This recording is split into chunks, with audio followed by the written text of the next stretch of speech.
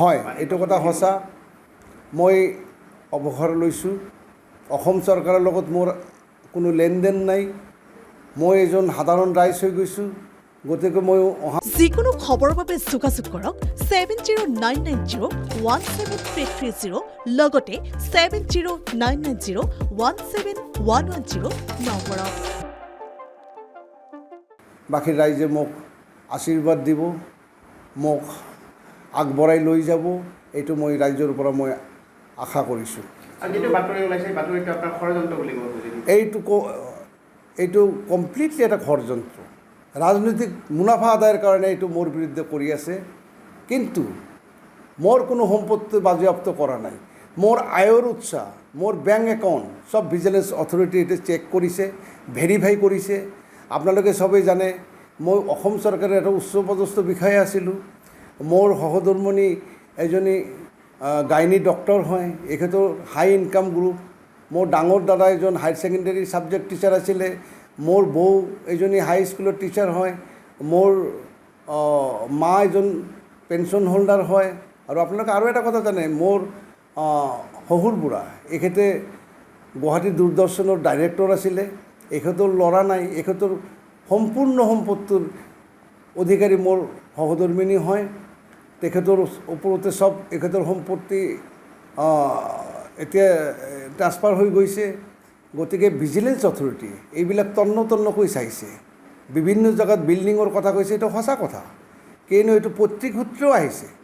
যিহেতু মোৰ father in law এজন উচ্চপদস্থ বিষয়া আছিলে, চেণ্ট্ৰেল গভৰ্ণমেণ্টৰ দূৰদৰ্শনৰ এজন ডাইৰেক্টৰ আছিলে। তেখেতৰ সম্পত্তিখিনি মোৰ মিছেছৰ নামত ইতিমধ্যে ট্ৰান্সফাৰ হৈ গৈছে। গতিকে সকলো সম্পত্তি আমি কৰা নাছিলোঁ। আমি উত্তৰাধিকাৰ সূত্ৰে বহুত সম্পত্তি পাইছোঁ।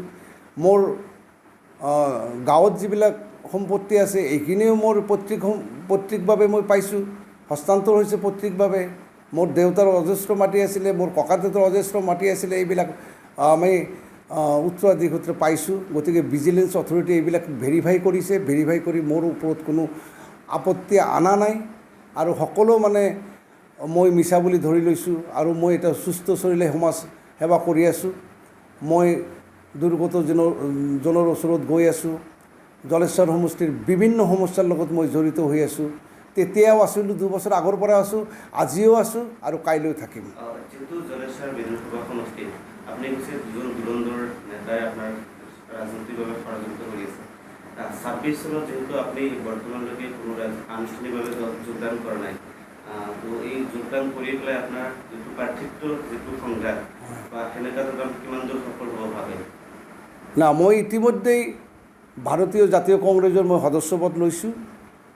মই আনুষ্ঠানিকভাৱে মই জইন নকৰিলেও সদস্যপদ মোৰ আছে। আৰু হয়তো মানে খুব সোনকালে মোক দলে কিবা দায়িত্ব বাৰু অৰ্পণ কৰিব বুলি মই আশা কৰিছোঁ। যিহেতু নতুন প্ৰজন্মৰ এজন সভাপতি হ'ল, হয়, আমাৰ নতুনকৈ যিজন সভাপতি হ'ল এখেতৰ জন্ম জেগা হৈছে যোৰহাট। মই নিজে যোৰহাটত মই অসম কৃষি বিশ্ববিদ্যালয়ত পঢ়িছোঁ। এখেতৰ পৰিয়ালৰ লগত মোৰ আগৰে পৰাই ভাল। আৰু আপোনালোকে জানে মই চাকৰিত সোমোৱাৰ আগত মই ৰাজনীতিৰ লগতে জড়িত হৈ আছিলোঁ। মই অসম যুৱ কংগ্ৰেছৰ মই পদত আছিলোঁ। মই ডিষ্ট্ৰিক্টত মই বিভিন্ন দলৰ পদবীত আছিলোঁ মই চাকৰি সোমোৱাৰ আগত। এতিয়া মোৰ সেইখিনি আৰু সহজ হৈ গ'ল। মোৰ পাৰ্টি পাৰফৰ্মেঞ্চ মোৰ ভাল। গতিকে মই আশা কৰিছোঁ দলে মোক এইখিনি সদায়ভাৱে চাব। বিভিন্ন সমস্যাৰে জৰ্জৰিত সমষ্টি। ইয়াত ৰিচোৰ্চ বোলা বস্তু একো নাই। আমাৰ অনলি হিউমেন ৰিচোৰ্চটোৱে আছে। মানৱ সম্পদটোৱে আমাৰ সম্পদ বুলি আমি ধৰি ল'ব লাগিব। গতিকে সমস্যা আমাৰ মেইন হৈছে গৰাখহনীয়াৰ সমস্যা। আমি গৰাখহনীয়া প্ৰতিৰোধৰ কাৰণে আমি জনমত আমি গঢ় দিব লাগিব। আমি অসম চৰকাৰৰ ওচৰত দাবী উত্থাপন কৰিব লাগিব। সজোৰে আমাৰ দাবী উত্থাপন কৰি আমি ইয়াৰ সমাধানৰ কাৰণে আমি চেষ্টা কৰিব লাগিব। আৰু আমাৰ যুৱ শক্তি যিখিনি আছে, যুৱ শক্তিক আমি সংগঠিত কৰি আমি সমাজৰ উন্নয়নৰ কামত লগাব লাগিব। শিক্ষাৰ ক্ষেত্ৰত আমি আগবঢ়াই লৈ যাব লাগিব আমাৰ ল'ৰা ছোৱালীক। চাকৰি বাকৰিৰ ক্ষেত্ৰত আমি আগবঢ়াই লৈ যাব লাগিব আমাৰ ল'ৰাখিনিক। আমাৰ মোৰ এইখিনি মানে উদ্দেশ্য এটা আছে। কিমানখিনি সফল হওঁ সেইটো আপোনালোকৰ আশীৰ্বাদৰ ওপৰতে নিৰ্ভৰ কৰিব। ইয়াৰ পৰা 2 বছৰমান আগত অৰ্থাৎ 2003 চনত আমাৰ জলেশ্বৰ সমষ্টিৰ 2জন ধুৰন্ধৰ ৰাজনীতিকবিদে মোৰ বিৰুদ্ধে CM ভিজিলেন্সত এটা কেছ দায়েৰ কৰে আৰু CM ভিজিলেন্সে সেইটো 2 বছৰ আগতে এটা ইনভেষ্টিগেশ্যন আৰম্ভ কৰে আৰু মই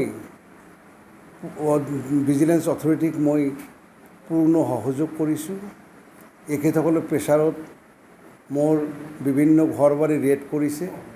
ৰেড কৰাৰ পিছত ভিজিলেন্স অথৰিটিয়ে কোনো মোৰ ঘৰত আপত্তিজনক একো পোৱা নাই আৰু ভিজিলেন্স অথৰিটি ইতিমধ্যে ইনভেষ্টিগেশ্যনটো পৰিসমাপ্ত ঘটাই ৰিপৰ্টটো অলৰেডি ছাবমিট কৰিছে, কিন্তু মোৰ বিৰুদ্ধে কোনো আপত্তিজনক একো পোৱা নাই। যাৰ কাৰণে মই চাকৰিটো সুকলমে পাৰ কৰিলোঁ। মই কোনো ছাছপেনশ্যন নহ'ল, মোৰ বিৰুদ্ধে কোনো ডিপাৰ্টমেণ্টেল প্ৰচিডিং দৰো নহ'ল, মোক জেল হাজতলৈ পঠোৱা হোৱা নাই বা মোৰ বিশেষ কোনো সম্পত্তি আজিলৈকে কোনো চৰকাৰে বাজেয়াপ্ত কৰা নাই। মোৰ সকলো সম্পত্তি মোৰ তত্ত্বাৱধানত আছে আৰু যিটো বাতৰি পৰিৱেশন কৰি আছে বিভিন্ন ছ'চিয়েল মিডিয়াত সেইটো কমপ্লিটলি ভুৱা আৰু ভিত্তিহীন। এইটো অনলি ৰাজনৈতিক লাভালাভৰ কাৰণে কেইজনমান ৰাজনীতিবিদে এইটো কৰিছিলে, কিন্তু এওঁলোকে সুফল নহ'ল। আজি যিটো ছ'চিয়েল মিডিয়াত যিটো বাতৰি পৰিৱেশন কৰি আছে সেইটো আজিৰ পৰা 2 বছৰ আগৰ বাতৰি। এতিয়াৰ ভিজুৱেল দেখা পাওঁ আমি, ধৰক আপোনাক তাতে পুলিচ হাবি যোৱা এই কথাখিনি কেতিয়া আচলতে ভিজুৱেলটো কেতিয়া?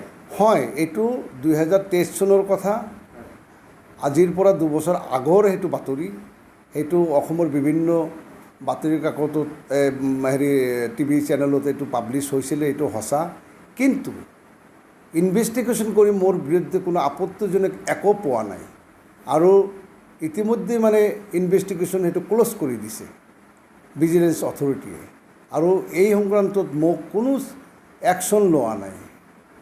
যদি মোৰ কিবা আপত্তিজনক কিবা পালে হয় তেনেহ'লে হয়তো মোক জেল হাজতলৈ পঠিয়ালে হয়, কিন্তু মোক কোনো জেল হাজতলৈ পঠোৱা নাই, মোক এৰেষ্ট কৰা নাই। মই সুকলমে চাকৰি কৰিছোঁ, কোনো মোৰ চাকৰিত ডিপাৰ্টমেণ্টেল প্ৰচিডিং লগা নাই। মই সুকলমে চাকৰি কৰি ইতিমধ্যে মই অৱসৰ লৈছোঁ। গতিকে মোৰ কোনো এই বিষয়ত মানে মোৰ কোনো এটা আচৰ পৰিব দিয়া নাই।